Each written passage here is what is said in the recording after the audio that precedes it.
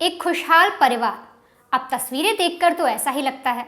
आप तस्वीरें देखिए, ये देखकर लग रहा है कि ये दोनों पति पत्नी अपने बच्चों के साथ बेहद खुश हैं, एक अच्छी और खुशहाल भरी जिंदगी बिता रहे हैं। लेकिन इस हंसते और मुस्कुराते चेहरे के पीछे छिपी है एक ऐसी भयानक सच्चाई जिसे जानने भर से हर किसी का कलेजा कांप उठा। एक पत्नी अपने पति के लिए किचन में बड़े ही चाव से खाना बनाती है, बड़े ही प्यार से खाना बनाती है। पति उस खाने को खाता भी है, लेकिन धीरे धीरे धीरे धीरे करीब 1 महीने के अंदर पति की हालत ऐसी हो जाती है कि वो बिस्तर से उठ तक नहीं सकता। वही खाना खाकर उस पति की हालत ऐसी हो जाती है कि वो बीमार पड़ जाता है, लगातार उल्टियां करने लगता है, और तो और कंडीशन इतनी बिगड़ जाती है कि अस्पताल वाले भी हाथ खड़े कर देते हैं। वो कह देते हैं कि अब हम कुछ नहीं कर सकते। जिसकी तस्वीर आप देख रहे हैं, इसी औरत के बच्चे तक इससे मुंह फेर लेते हैं और बोलते हैं कि हमें मम्मी के साथ नहीं रहना, मम्मी कहीं और बिजी रहती हैं। आखिर क्या है इस महिला की सच्चाई, क्या है इसके परिवार की सच्चाई, और आखिर ऐसा भी क्या हुआ कि बच्चों ने खुद अपनी माँ से मुंह फेर लिया, बच्चों ने ये कह दिया कि माँ कहीं और बिजी रहती हैं। और तो और इस पत्नी ने अपने पति को खाने में बनाकर ऐसा क्या खिलाया जिसकी वजह से उसकी मौत हो गई। ये जो आपने तस्वीरें देखी, इसमें जो महिला दिखाई दे रही है उसका नाम है प्रतिमा, और उसके साथ जो एक शख्स दिख रहे हैं वो इसके पति हैं, यानी बालाकृष्ण पुजारी। प्रतिमा की शादी 18 साल की उम्र में हो गई थी बालाकृष्ण के साथ, और ये लोग मुंबई में सेटल हो गए थे। वहाँ इनके 2 छोटे छोटे प्यारे से बच्चे भी होते हैं, अच्छी खासी लाइफ बीत रही होती है।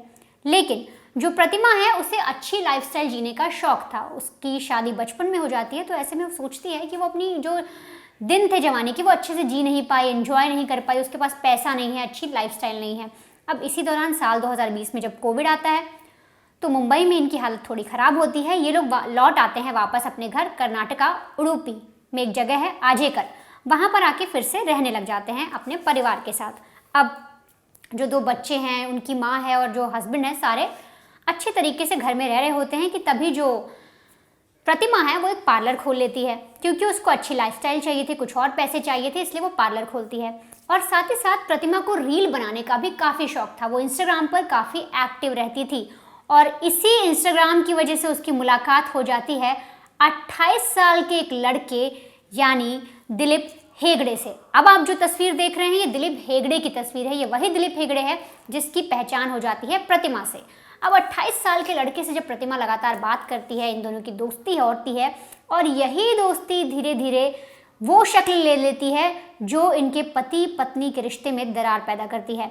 वो शक्ल कोई और नहीं बल्कि प्यार की शक्ल थी। दरअसल जो प्रतिमा है अब वो अपना नया नया बॉयफ्रेंड बना लेती है दिलीप को, और दिलीप भी प्रतिमा को पसंद करने लगता है।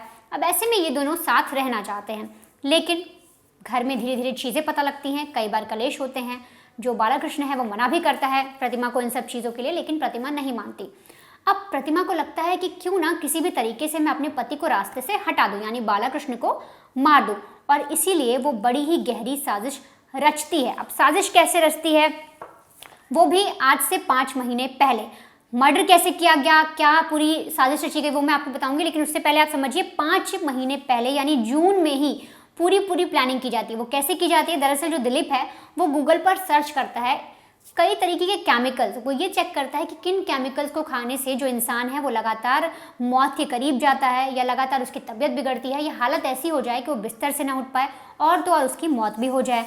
अब जो दिलीप है वो लगातार जब ऐसी सारी चीज़ें सर्च करता है तो उसे एक चीज़ पता लगती है, आर्सेनिक ट्राइऑक्साइड। दरअसल ये एक दवा होती है जो ब्लड कैंसर में के जो मरीज होते हैं उन्हें कीमोथेरेपी के दौरान दी जाती है। अब आर्सेनिक ट्राइऑक्साइड को जब वो सर्च करता है, इसके डिसएडवांटेज पड़ता है, इफेक्ट पड़ता है कि क्या बॉडी पे क्या साइड इफेक्ट करते हैं, तो बहुत जगह दिखता है कि उससे मौत भी हो सकती है, बॉडी पूरी तरीके से खराब भी हो सकती है।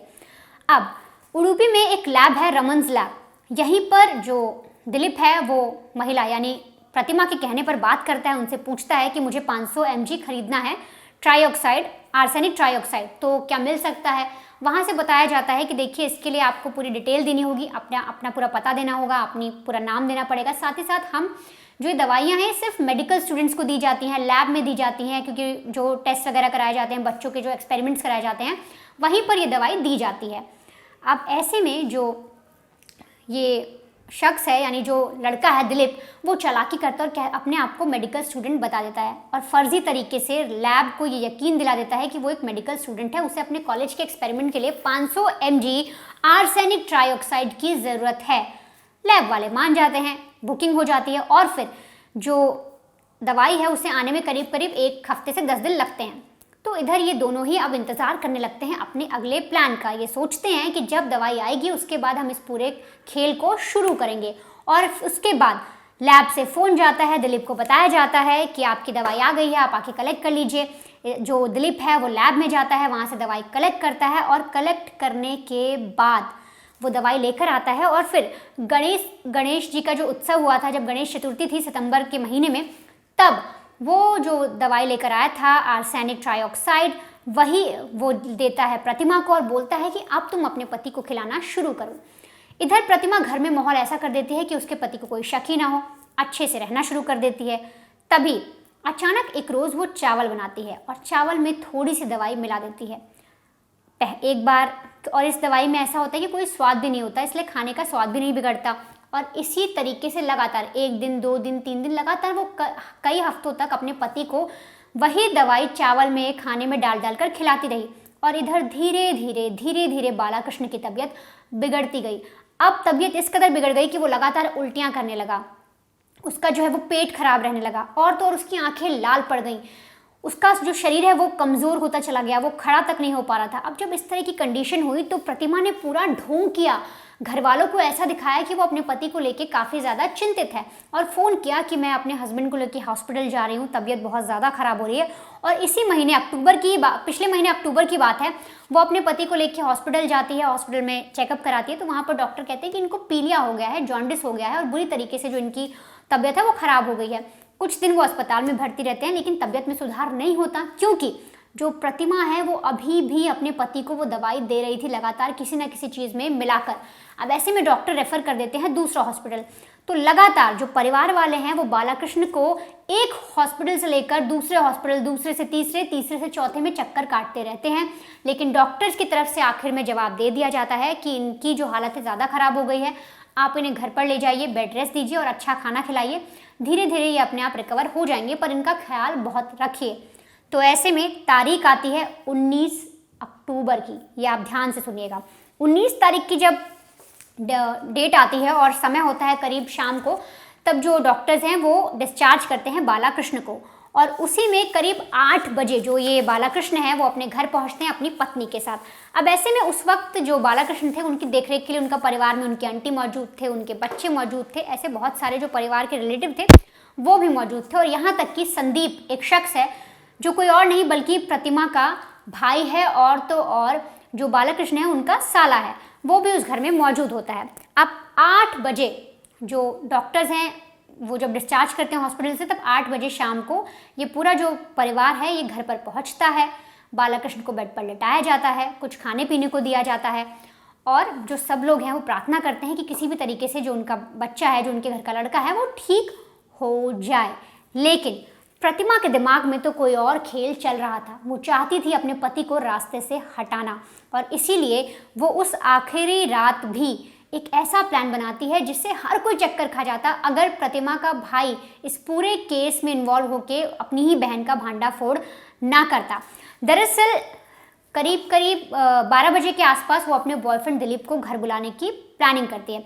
लेकिन उससे पहले जितने भी लोग घर पर आए थे, जो भी रिलेटिव आए थे, उनको बहुत ही ज़्यादा रोते गाते बोलती है, आप लोग घर जाइए, आप क्यों परेशान हो रहे हैं, आप लोग थक जाएंगे, आप एक काम करिए, आप लोग अभी घर जाइए, सुबह आ जाइएगा। ऐसे करते करते कई सारे रिलेटिव्स को मनाती है और घर भेज देती है। प्रतिमा का अपने भाई को भी मनाती है और उसका भाई भी घर चला जाता है। लेकिन प्रतिमा की एक आंटी थी जो वहीं पर रहती हैं, देखरेख करती, क्योंकि उन्हें लगता था कि प्रतिमा ठीक से अपने पति की देखरेख नहीं कर पा रही और पिछले 1 महीने से वो बालाकृष्ण की देखभाल कर रही थी।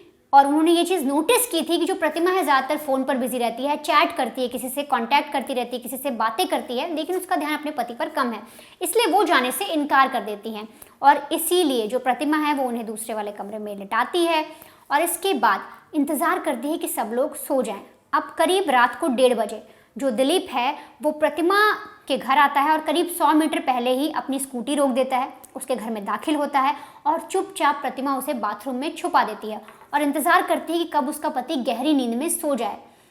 करीब करीब 2:30 बजे रात को जब जो बालाकृष्ण है वो गहरी नींद में सो जाते हैं, तब दिलीप को बाहर बाथरूम से चुपचाप निकालती है, कमरे में ले जाती है और कमरे में जाते ही दिलीप एक तकिया उठाता है और बालाकृष्ण पर अटैक कर देता है। उसका मुंह दबाता रहता है और प्रतिमा उसके हाथ पैर पकड़ती है और फिर उसका गला घोंटकर उसकी हत्या कर देते हैं दोनों मिलकर। इसके बाद बड़े ही चालाकी से ये अपने बॉयफ्रेंड यानी दिलीप को वापस भेज देती है। चुपचाप दिलीप इसके घर से चला जाता है और करीब 3 बजे ये ऐसा प्लानिंग करती है, ऐसा ढोंग करती है कि बड़े बड़े चक्कर खा जाए। यहाँ तक कि पुलिस वाले भी बेवकूफ़ बन सकते थे, लेकिन प्रतिमा के भाई ने ही इसकी सबसे बड़ी गलती पकड़ ली।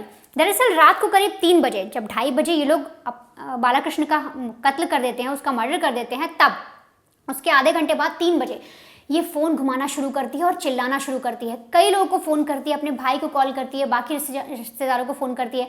जो आंटी थी उनको दरवाज़ा पीट पीट कर बताती है और कहती है कि जल्दी आओ, देखो पता नहीं बालाकृष्ण को क्या हो गया, मेरे हस्बैंड को क्या हो गया। और तो और फ़ोन पर जिन जिन लोगों को कॉल करती है उनको ये नहीं कहती कि उनकी मौत हो गई, बल्कि ये कहती है जल्दी आकर आप लोग यहाँ पर देखिए, मुझे कुछ समझ नहीं आ रहा कि क्या आफत आन पड़ी है।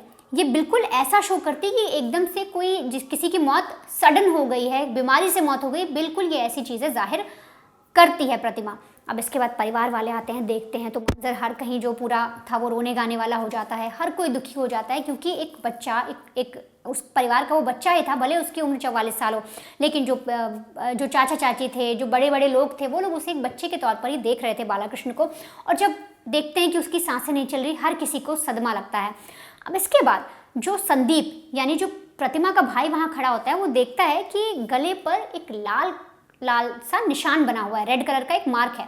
वो अपनी बहन से पूछता है कि अगर ये जो मौत है ये बीमारी से हो गई तो ये रेड कलर का मार्क कैसे आया, जीजा जी के गले पर सुबह तो ऐसा मार्क नहीं था।